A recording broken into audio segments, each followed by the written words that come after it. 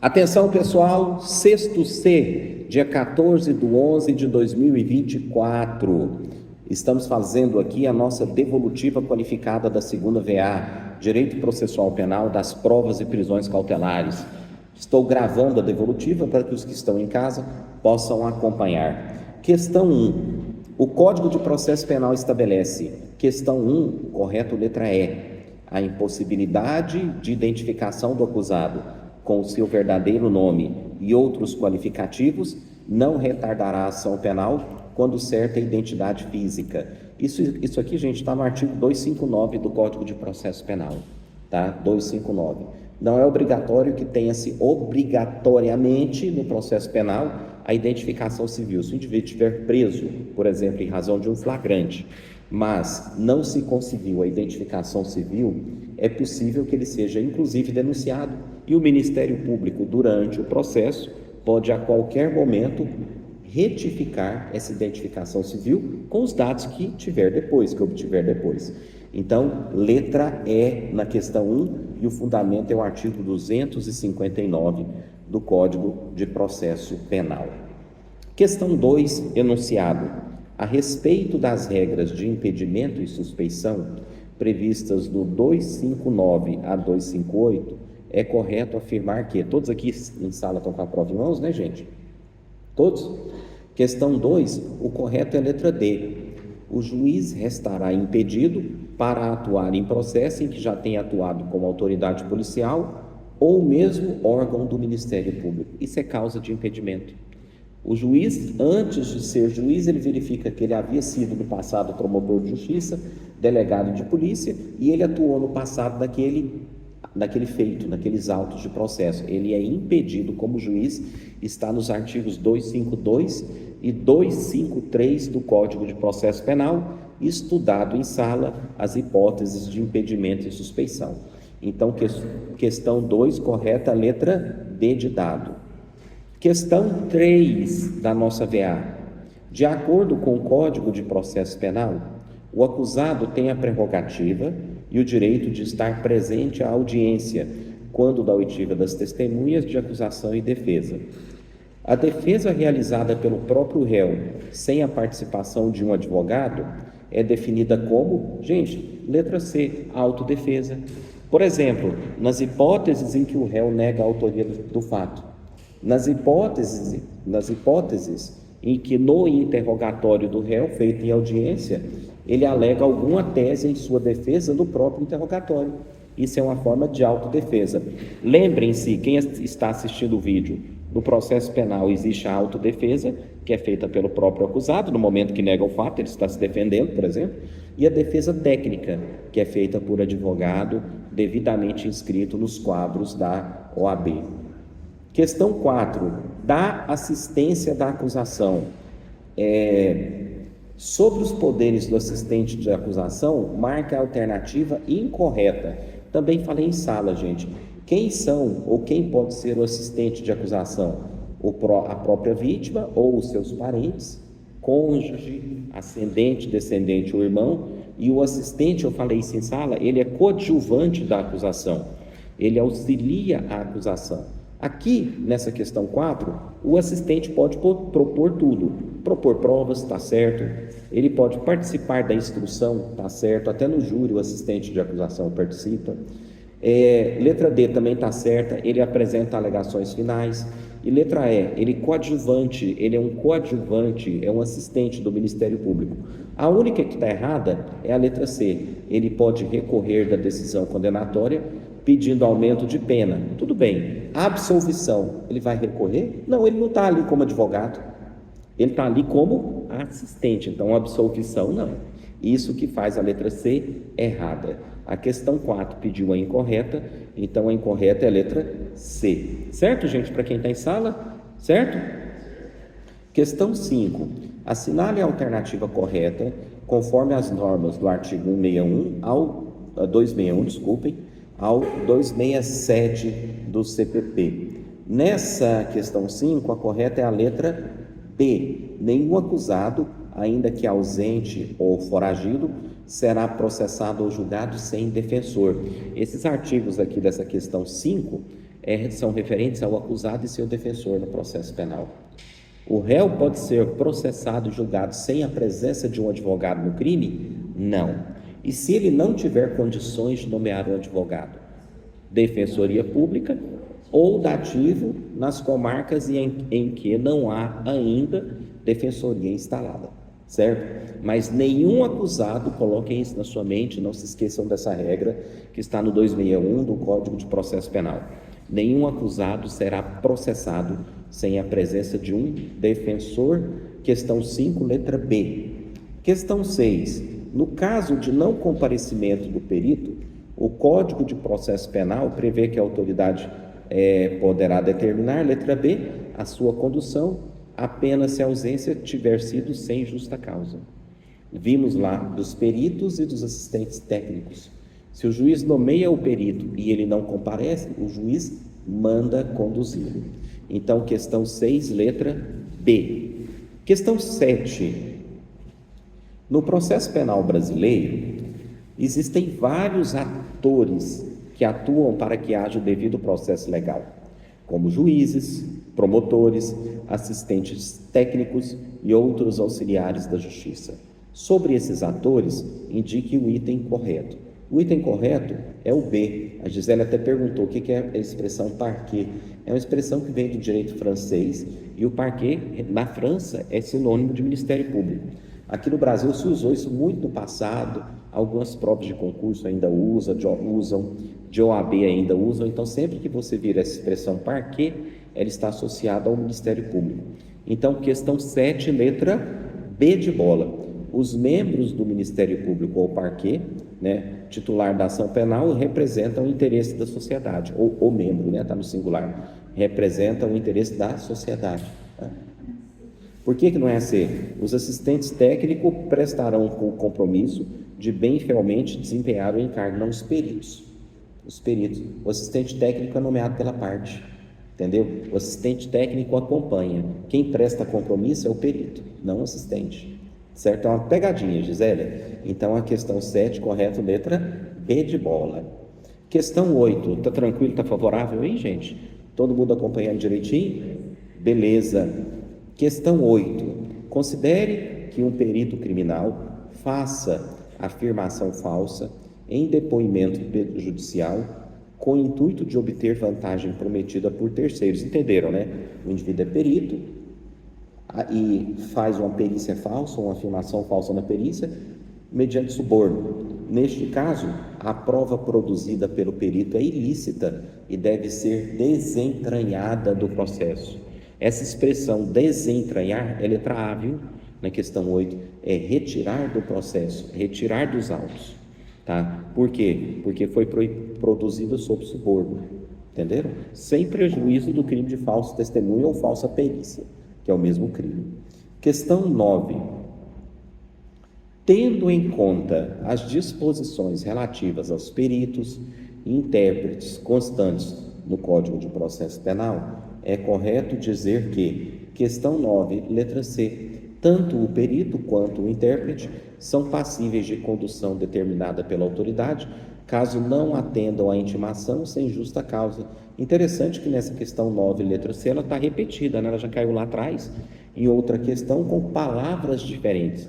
Você acertou uma, você acertou outra. Se o perito ou intérprete for nomeado e intimado, ele tem que comparecer, exceto se ele comprova a impossibilidade de comparecimento ao ato. Por uma doença, por um acidente, está justificado. Não justificou, o juiz manda buscar. Sob condução coercitiva. O que é condução coercitiva? Sob força policial. Certo? Beleza, gente? Questão 10, todos com a prova em mãos.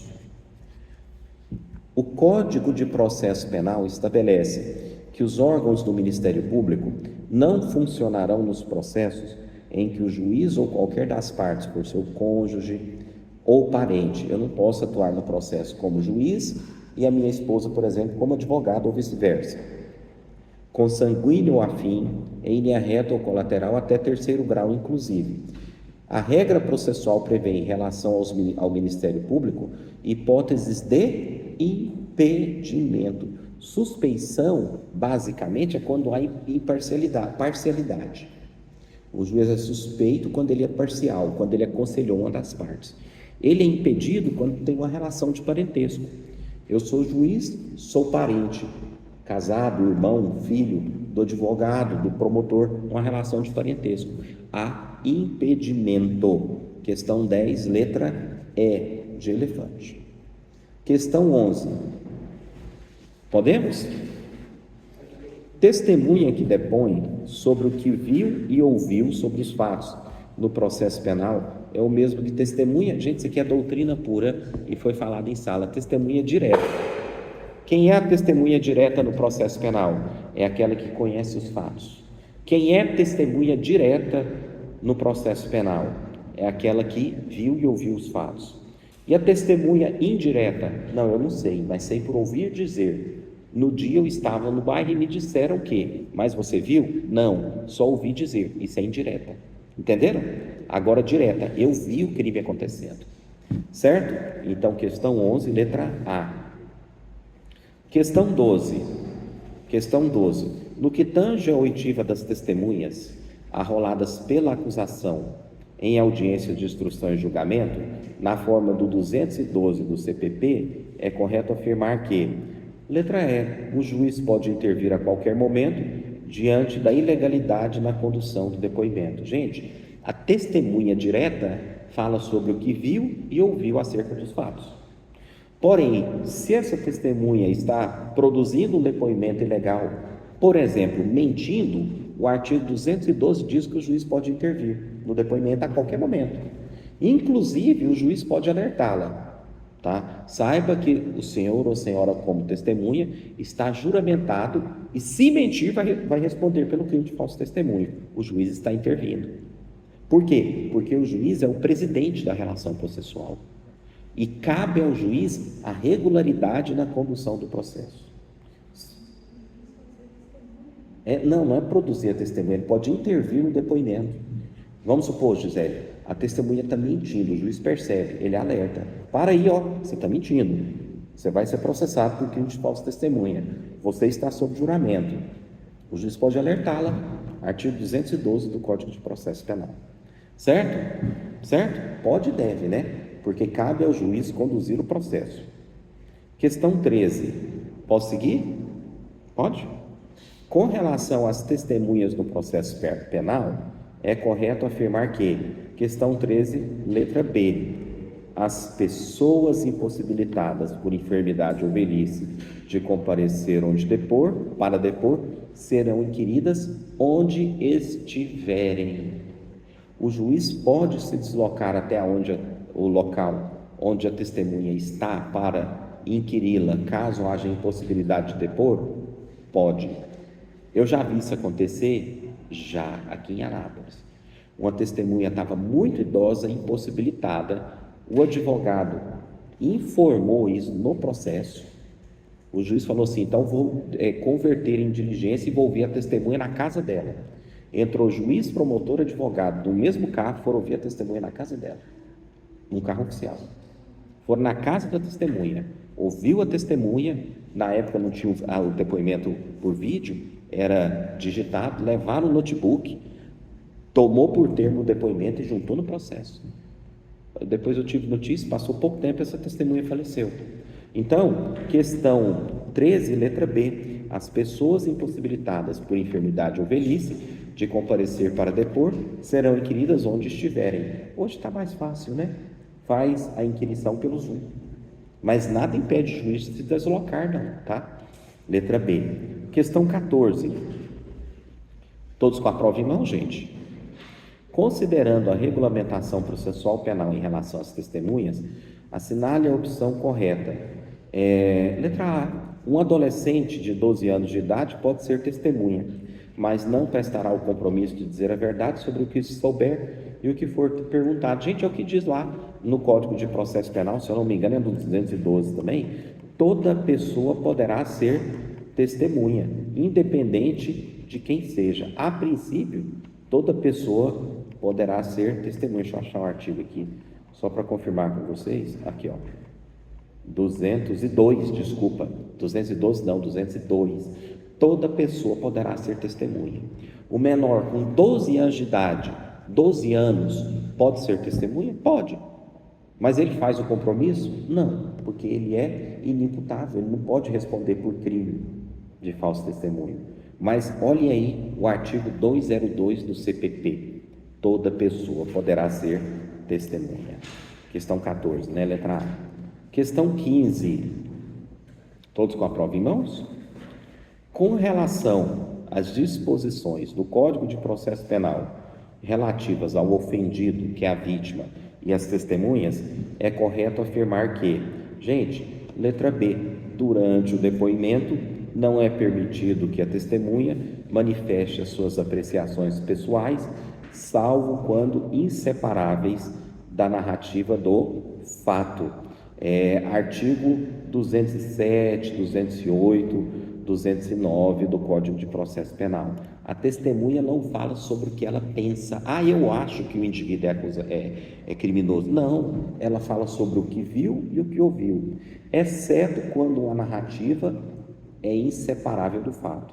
Por exemplo, eu não sei se ele era violento, eu não sei como testemunha, mas no momento do crime eu vi esse indivíduo apresentava sinais de ser violento. Aí é inseparável da narrativa do fato, entenderam? Mas a testemunha fala sobre juramento acerca daquilo que viu e ouviu. Beleza, gente? Vocês estão se lembrando que tudo isso foi falado em sala? Todos esses pontos foram falados em sala? É muita coisa, né, Lara? É muita coisa. Mas eu estou gravando o vídeo para que em casa, com tranquilidade, vocês possam assistir novamente e acompanhar essa devolutiva com a prova em mãos. Quem não veio, eu inclusive vou mandar no grupo a própria prova, né, para que vocês, para quem está em casa, possa acompanhar. Questão 16, né? No que concerne à prova, é correto afirmar que, questão 16, letra D de dado, autópsia. O que é autópsia? Perícia sobre o corpo morto. Lembram disso? Da prova pericial, autópsia, perícia sobre o corpo morto. A autópsia será feita pelo menos 6 horas depois do óbito, mas os peritos poderão fazê-la antes desse prazo, se forem evidentes os sinais de morte, o que declararão no auto. Então, o artigo 162. O artigo 162.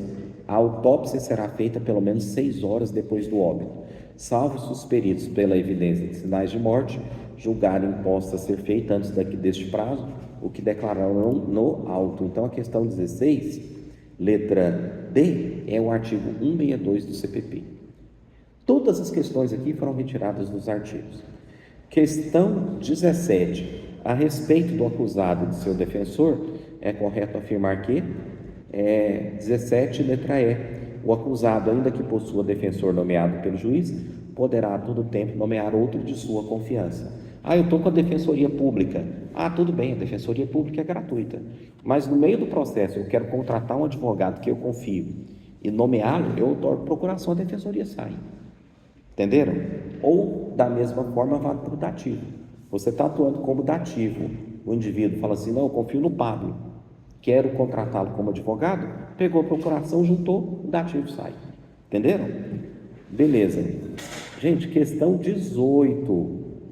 Determina o artigo 261 do CPP que nenhum acusado, ainda que ausente ou foragido, será processado ou julgado sem o seu defensor. Certo? Então, questão 18, letra D, é cópia do artigo 261 do Código de Processo Penal. Nisso, fizemos a devolutiva das questões de múltipla escolha. Para os que estão em sala e para os que estão em casa assistindo o vídeo, depois, posteriormente, eu dou a oportunidade de reclamar de alguma questão. Para os que estão em sala, querem reclamar de alguma questão? Tranquilo, Pablo? Tranquilo? Questão 19 é uma dissertativa, o acusado e seu defensor. No sistema processual penal brasileiro, tanto o acusado quanto seu defensor possuem um papel essencial para garantir os direitos constitucionais fundamentais, especialmente o devido processo legal, a ampla defesa e o contraditório. Com base na CF de 88 e no Código de Processo Penal e na doutrina discorra sobre o papel do acusado e de seu defensor no processo penal brasileiro. Questão muito boa de OAB, ressaltando a obrigatoriedade da defesa técnica, a diferença entre autodefesa e defesa técnica e os limites e prerrogativas de atuação do defensor no decorrer do processo. Ao final, comente sobre a figura do defensor dativo e o público, estabelecendo as diferenças e semelhanças na defesa do processo penal. Nenhum acusado será processado sem seu defensor. Se ele não tem condições de nomear um defensor da sua confiança, o munus em latim é a obrigação da defesa, seja da defensoria ou do defensor dativo.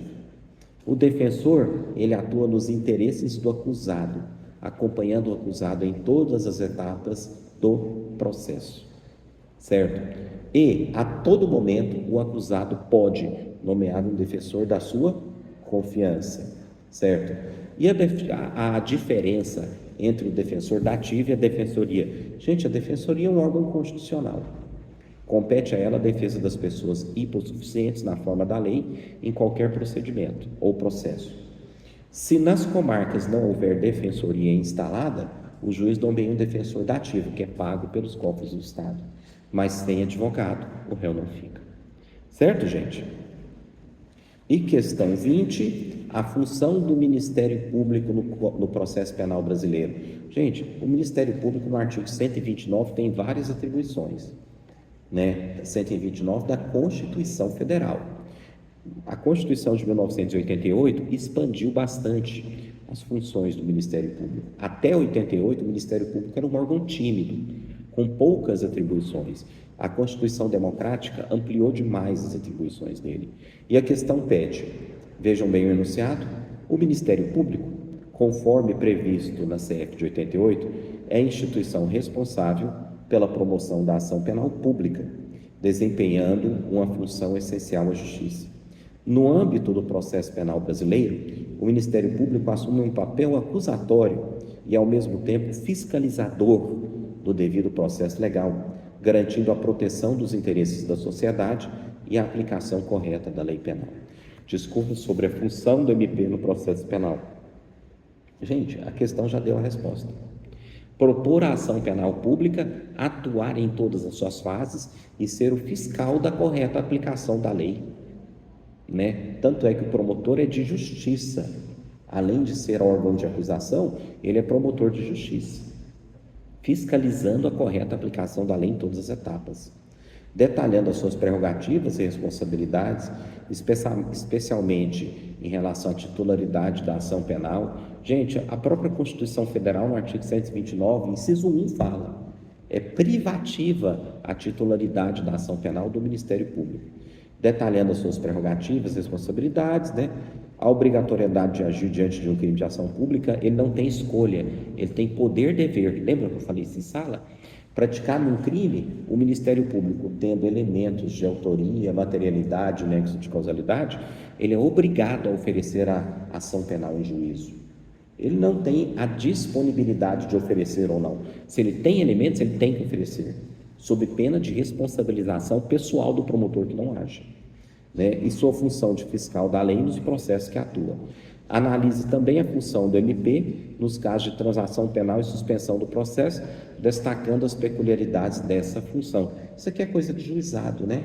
O Ministério Público também faz a proposta de transação em crime de menor potencial ofensivo e de suspensão do processo, que vocês aprenderam comigo, que é o sursis, certo? Lá no penal 2 das penas. Todos acertaram essas questões dissertativas, certo? A prova foi bem dentro do que foi falado, foi bem coerente com o que eu falei, e nisso eu termino a devolutiva. Para os que estão em sala, foi ótimo, né, fazermos essa devolutiva cumprida, devolutiva documentada, filmada. Eu vou mandar esse vídeo no grupo. Seria interessante para quem está em sala assistindo em casa novamente, com a prova em mãos. E para quem não veio, eu vou mandar a prova com o gabarito no grupo, vou mandar o gabarito e vou mandar o vídeo. Certo, gente? Obrigado para quem acompanhou o vídeo até aqui.